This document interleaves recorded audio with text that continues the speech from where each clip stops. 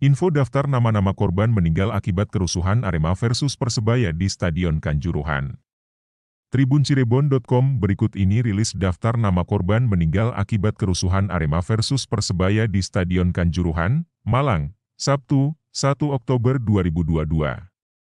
Sebelumnya, Kapolda Jatim Irjen Pol Niko Afinta menyatakan sebanyak 127 orang meninggal dunia akibat tragedi Arema versus Persebaya. Disebutkan pula 2 di antara korban meninggal dunia itu adalah anggota Polri. Telah meninggal 127 orang, 2 di antaranya anggota Polri. Yang meninggal di stadion ada 34, kemudian yang lain meninggal di rumah sakit pada proses penolongan, jelas Irjen Niko Afinta dalam press conference pasca pertandingan di Polres Malang, Minggu, 2 Maret 2022, dini hari. Lebih lanjut, dikabarkan masih ada 180 orang yang masih dirawat di rumah sakit sekitar. Masih ada 180 orang yang masih dalam proses perawatan, ungkapnya. Terbaru, pihak kepolisian dan pihak terkait merilis daftar nama korban meninggal dunia akibat insiden tersebut. Berikut identitas para korban. Dalam keterangannya, Niko menduga kuat salah satu penyebab jatuhnya korban lantaran kehabisan oksigen akibat berdesakan. Supporter keluar di satu titik. Kalau gak salah di pintu 10 atau pintu 12. Di saat proses penumpukan itu terjadi berdesakan sesak napas dan kekurangan oksigen.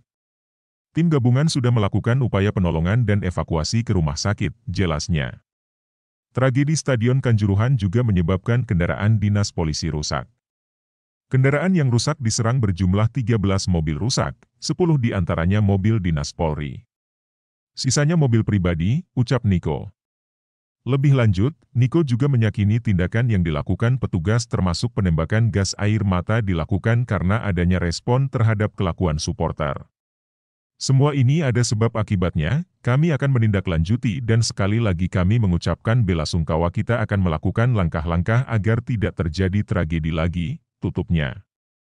Pengakuan wartawan Surya Purwanto, wartawan Surya, Co.id yang saat itu bertugas meliput derby Jatim di Stadion Kanjuruhan, Sabtu, 1 Oktober 2022, menceritakan detik-detik kerusuhan laga Arema FC versus Persebaya Surabaya.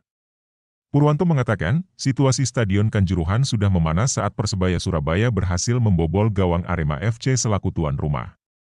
Namun kondisi tersebut kembali tenang setelah babak pertama berakhir dengan skor imbang. Pertandingan sudah memanas sejak Arema mulai kalah di babak pertama. Saat itu supporter mulai cemas. Namun, pada babak pertama berakhir imbang. Di babak kedua, Aremania kembali cemas lantaran klub kebanggaan mereka tak bisa mengejar skor Persebaya Surabaya.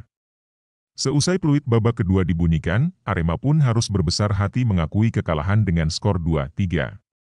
Pemain Arema FC, kata Purwanto, sempat meminta maaf kepada Aremania. Tak terima dengan kekalahan Arema FC, Aremania kemudian turun menuju ke area dalam stadion. Kejadian terpenting ada di akhir babak kedua seusai Arema FC tidak bisa mengembalikan kedudukan setelah Persebaya Surabaya unggul 3 gol pada babak kedua. Saat itu, usai laga, para supporter mulai memanas. Pemain Arema FC mendatangi tribun untuk mengucapkan permintaan maafnya kepada supporter. Usai para pemain meminta maaf, tiba-tiba supporter di beberapa titik mulai memasuki area dalam stadion. Tak ingin kejadian kericuhan menjadi runyam, petugas pengamanan kemudian melakukan upaya-upaya pencegahan dan pengalihan supaya mereka tidak masuk ke lapangan. Salah satunya dengan menembakkan gas air mata.